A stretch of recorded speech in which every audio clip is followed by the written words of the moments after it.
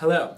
Welcome to 5 Minutes of Torah with the BI Rabbi. I'm your BI Rabbi of the day, Rabbi Adam Stein.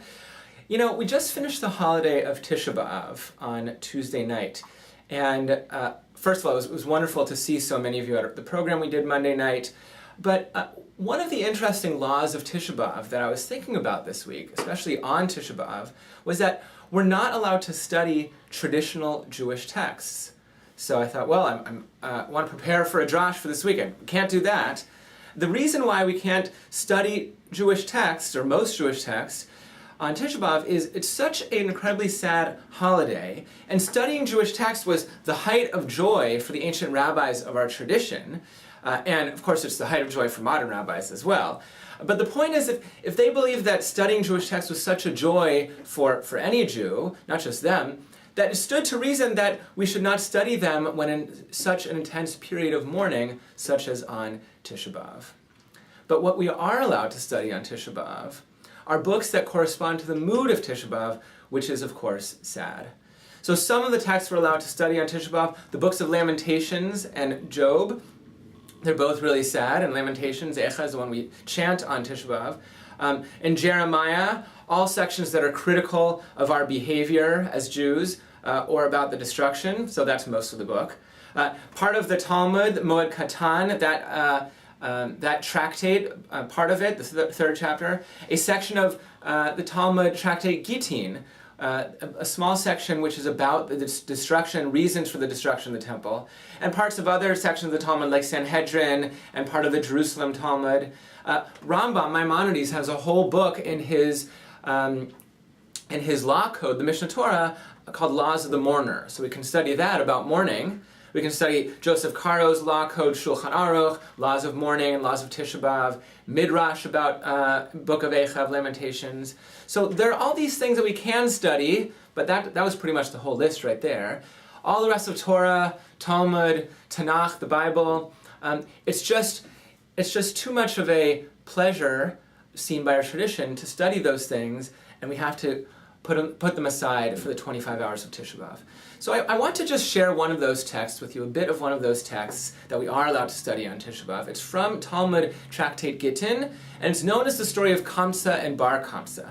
And for those of you who are among the 80 congregants of BI, Beth Tikva, and Harel who are here Monday night, this is the story that you experience as an interactive drama at the beginning of the evening. So what happens in this story is a man who is maybe a wealthy landowner, a Jewish guy, has a big house. He's throwing a party, and he tells his servant, "Go invite Kamsa, my friend, to my party." And we get to the party scene, and it turns out that the servant invited the wrong guy. He invited Bar Kamsa instead of Kamsa. So he's become these two famous names. Kamsa isn't actually a character in the story because he never shows up. The enemy of the host shows up instead, Bar Kamsa, and they have it out at the party, and he says, "Get out of my house." And Bar Kamsa is a little embarrassed, he doesn't want to be thrown out. He says, "You know what, I'll pay for my own meal, it's fine." He says, No, get out. Look, I'll pay for half of the whole party. No, get out of my house. And finally, Bar Kamsa says, "I'll pay for the whole party. I'll pay for the whole $50,000 wedding, or $10,000 bar mitzvah, whatever it is." And the host says, "No, you have to leave my house. I don't want to see you here again." So Bar Kamsa leaves, and he notices, as does the narrator in the Talmud, that the rabbis of the time, or some of them, were sitting on the porch. They watched the whole thing happen, and they didn't lift a finger or say a thing. So he leaves, and he's so upset, and he vows revenge, not just against his own Jewish community, but against the rabbis who didn't defend him. So he goes to the Caesar, to Nero, the Roman Caesar who controls the whole empire. He tells him the Jews are planning to revolt against Rome, and he has an idea. He says, "Caesar, or Nero, why don't you do this, and I can show you that they're really revolting against you. Send me with an animal to be sacrificed in the Jews' temple, but I'll put a little blemish in it. I'll mark it with a little blemish that the Jews will notice, and they won't sacrifice it. But of course, you don't care about these blemishes." So he's tricking the Jews because he knows the Romans don't care about this blemish, but the Jews do. So they'll say, "Why didn't you sacrifice it?" He brings it, And the rabbis of the Sanhedrin, the rabbis of the rabbinical court, the highest court of the time, they have a dilemma. They don't know what to do because if they sacrifice, they'll be sacrificing something that shouldn't be sacrificed in the temple, and if they don't, they could be risking revenge or an attack by the Romans. So some say, let's do it anyway, and Rabbi Zachariah ben Avkolos famously says, no, we can't do that because people might start bringing blemished animals to the temple. Then they say, why don't we put Bar Kamsa to death for what he did and for bringing blemished animals to the temple? And that same other rabbi says, no, we can't do that because that's not what the penalty is supposed to be for bringing a blemished animal. So the end of the story, oddly, is that Rabbi Yochanan says because of the actions of Rabbi Zachariah ben Avkolos, the one who vetoed both solutions, that's why the temple was destroyed and the Jews exiled from our land. That's the end of the story. That's the end statement of several of these stories that give reasons why the temple was destroyed and we were exiled from our land. And then, of course, the Caesar gets mad at the Jews and destroys us.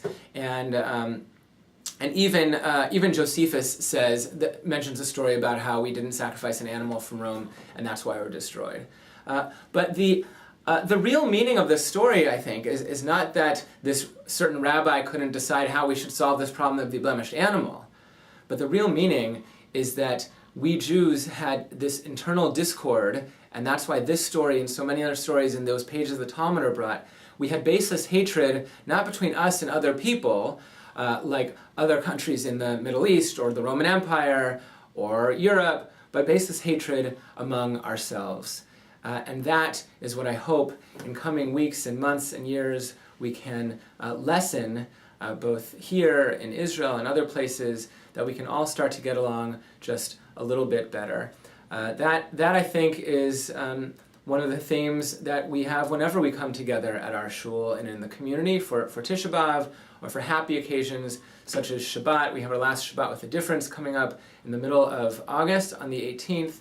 I hope you'll join us then, and I hope you gain some insight as I have from this story. Shabbat Shalom.